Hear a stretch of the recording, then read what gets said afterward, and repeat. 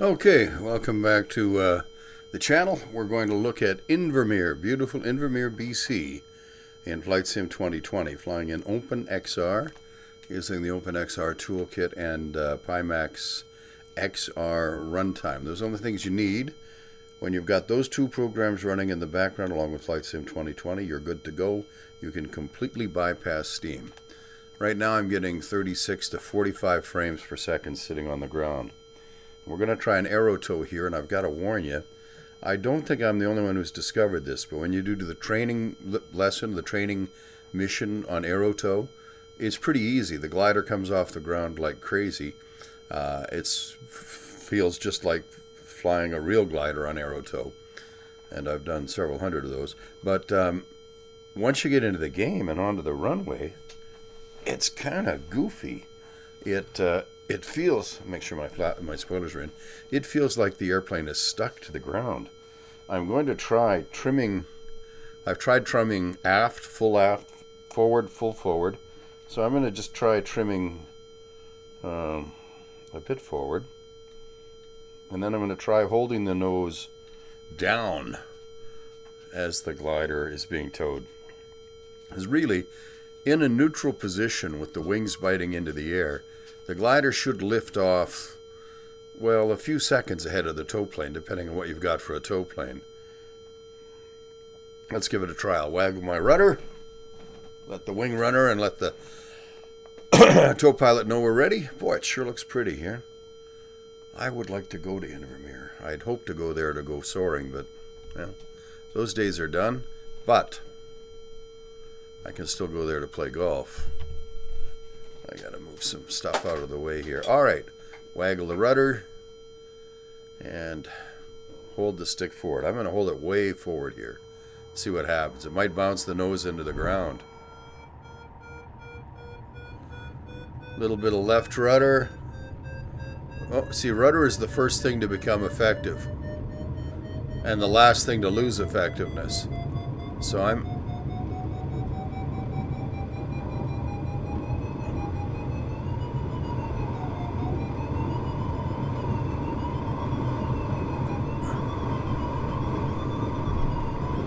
holy crap. There, I finally got it in the air, but it was scary. And that was by pushing full forward on the stick and then yanking it full back. Crazy. And that annoying beeping sound you hear in the background is the variometer, which tells me whether the air I'm in is rising or sinking. Not too worried about that right now. We're mostly looking at this through the lens of the Crystal to see, not literally through the lens, because I don't have a camera that can do through the lens videos very well, but at as high a resolution as I can manage in flat screen mode.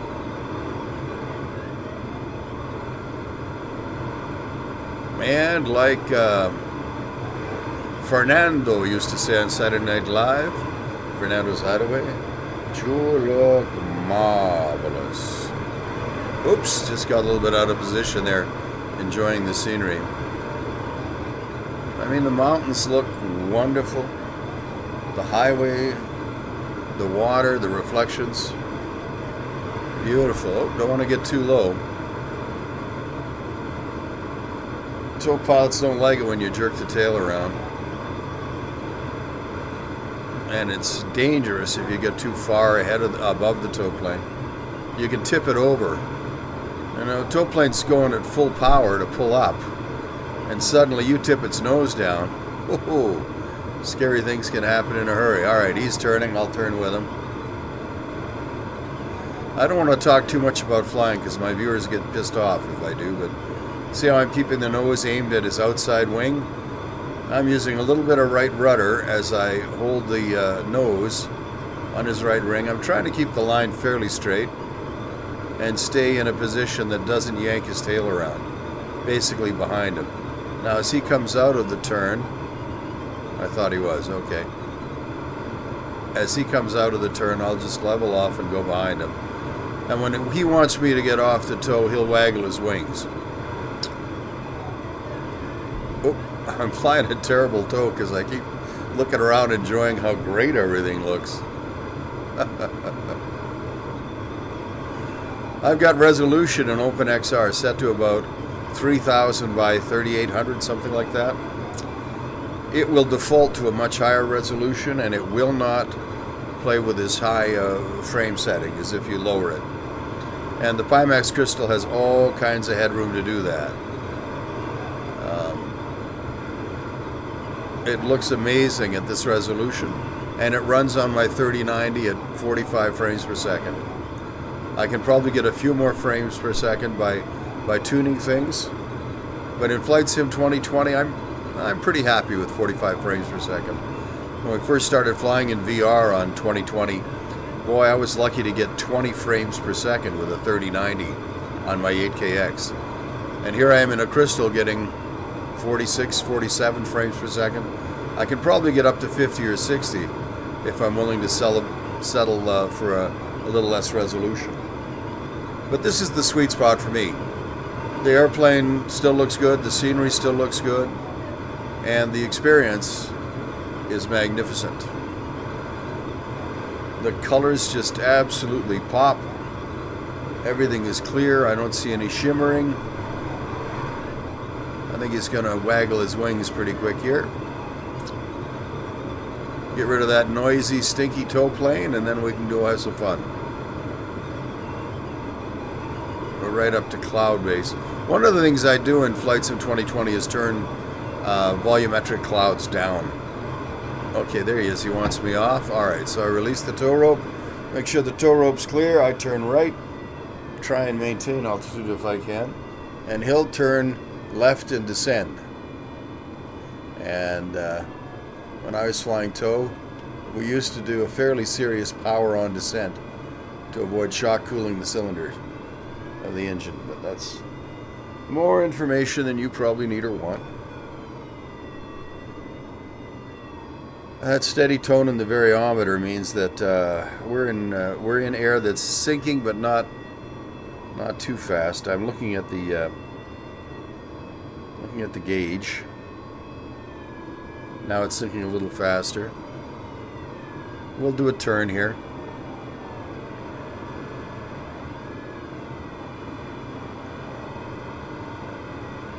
The yaw string isn't like the ball in a turn and bank indicator.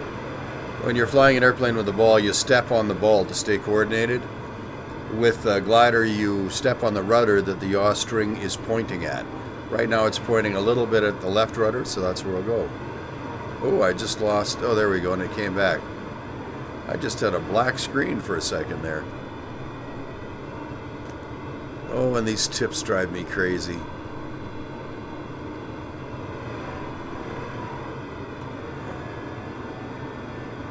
So let's just look around here.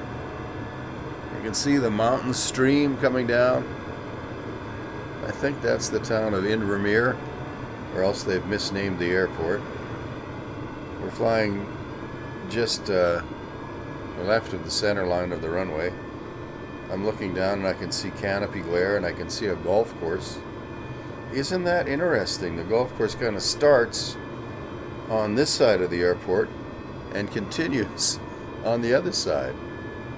Oh, that could make landings and takeoffs kind of fun.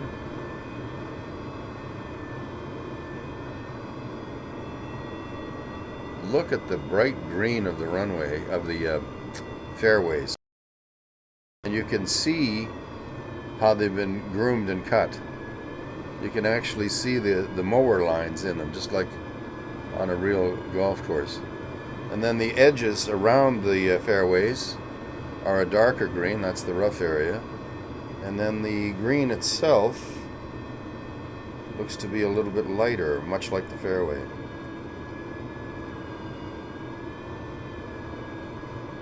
Wow. And the city looks, the town looks good. The runway and the airport looks good. I love that hangar with the red roof. Holy cow, does that pop. That looks just beautiful. I'll tell you, if you've ordered a PImax Crystal, and you love flight sims, you will not regret it. I mean, like any headset, there are going to be updates, and new features added over the next year or so.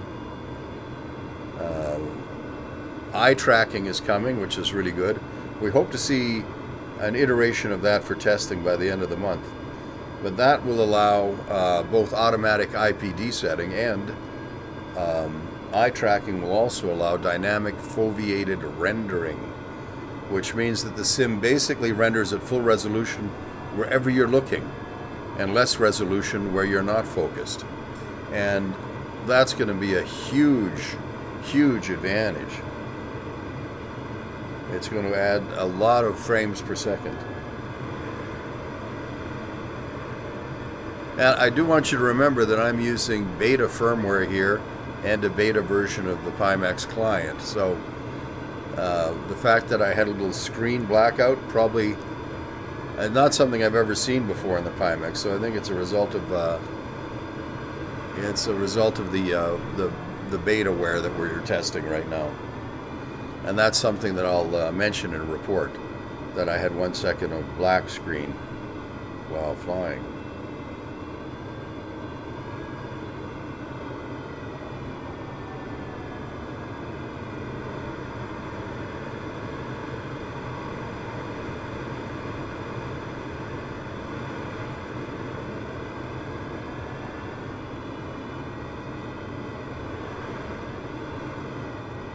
Wow.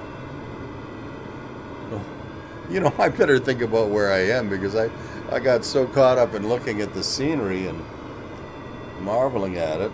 Oh, the water looks great, that I kind of forgot what I was doing. And I do not want to run out of altitude before I find the runway.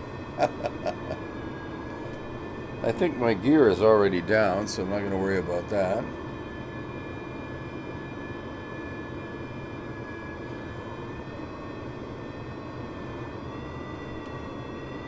Well, let's pull the spoilers out. Oops.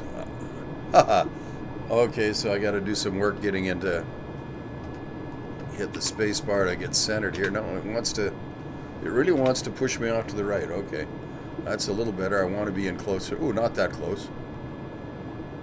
All right. So I've got full spoilers out. Now I'll go to half spoiler. It's kind of like having a little bit of gas left. If you think you're going to be short, you can always push the spoilers in. Half spoiler approach should be pretty good here. Not much wind to speak of. Alright, so I'm landing on the grass. I better not do that. Oh, isn't that interesting? I pulled the spoiler full back and it put me outside the cockpit, so I think I've got a problem with my key maps. Oh dear. You know, it's not easy getting old. Everything's harder.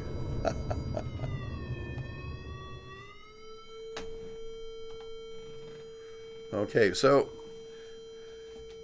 I've got a little bit of work to do with my setup here, but it sure looks great. Let's zoom in a little bit on the instrument panel. Yeah, all the colors just pop, and everything is dead clear. Now, if you've got a 4090 and a fast computer, you can probably, you know, set resolution up a bit and turn all your values in the game itself. Let's see where I'm set with that. Up to ultra, but I've got most things set on kind of balanced. I've got NVIDIA DLSS super resolution set on balanced. Now I know Steve over at VR Flight Sim Guy has suggested that if you've got a 4090 and a fairly fast computer, you can turn DLSS off and use a different anti-aliasing gizmo. TAA is what he recommends, but I tried that and my frame rate immediately dropped to about 20. So I have to use, with my setup, I've got to use DLSS super resolution. I also use AMD's Fidelity FX sharpening here, which is nice. Now, world scale, I think, is the same thing you can do in OpenXR. And in theory, it should make the cockpit look bigger. Should make everything look bigger. I don't know if it makes things outside of the cockpit look bigger. I tried it in IL2 and I didn't find that was the case. I just found that it made the cockpit look more comfortable. Level of detail I've got set to 150. I think with the 3080 or a 3090 as a GPU, somewhere between 130 and 150 is good. Terrain, I've got most things set to high. Volumetric clouds I have set to low. I'm going to test that again and see, but the last time I tested it, I found that they made a big difference in frame rate. Texture resolution is set to high. Most things are set to high or medium. I don't have very much set to ultra. At ultra, things might look better, but I don't know what it would do to my frame rate. I might have to, well, we could try it, but I'll do that in another video. For now, those are my settings. That's what it looks like. Mostly set on high, some on medium. And resolution in OpenXR set to about 3000 by 3800. That with NVIDIA's DLSS Super Resolution set for balanced gives me a pretty good frame rate. I tried it with auto, and it worked pretty well too in power planes, but I haven't, you know, I mean, it should work in theory the same way with the glider, but I haven't tried it. So let's call this a day. I just wanted to show you the Canadian Rockies from a glider on the Pimax Crystal, which is, I think, going to be a favorite headset for flight simmers and drive simulators and racing simulator guys alike. Racing simulator guys, is that the technical term? Oh, well, I'm not an expert on anything, as it turns out. Thanks for watching. I hope you'll like the video if you do like it. And if you do like it, I hope you'll... Oh, dare I hope for? Yes, I do dare. I dare to hope that you'll subscribe and join the few, the very tolerant crowd that calls themselves my viewers. As Finn says, good night from me to you, and we'll talk soon.